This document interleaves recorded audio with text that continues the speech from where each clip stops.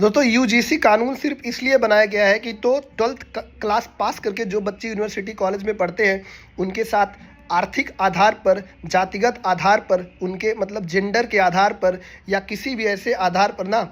उनका शोषण ना हो, उन्हें नीचा दिखाने की कोशिश ना किया जाए।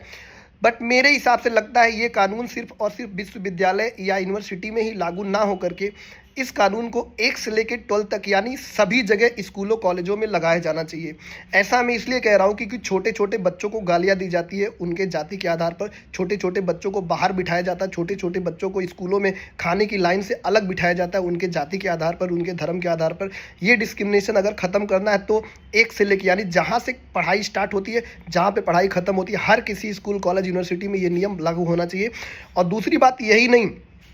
Corporate sector, private sector, government sector के सरकारी स्कूलों में, कंपनियों में जो है, गवर्नमेंट कंपनियों में, कारपोरेट कंपनियों में जो एम्प्लॉय काम कर रहे हैं, चाहे वो एम्प्लॉय हो या फिर प्यून हो, जो कुछ भी हो, वहाँ भी ये लागू होना चाहिए। इसके अतिरिक्त हर तरह के सेक्टर में ये चीज़ लागू होना चाहिए ताकि ये जो भेदभाव है ना, जाति के आधार पर भेदभाव है या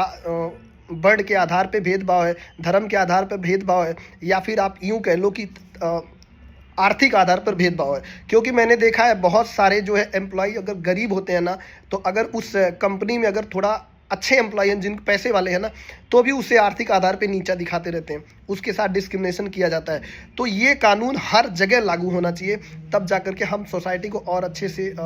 ये डिस्क्रिमिनेशन मुक्त बना सकते हैं।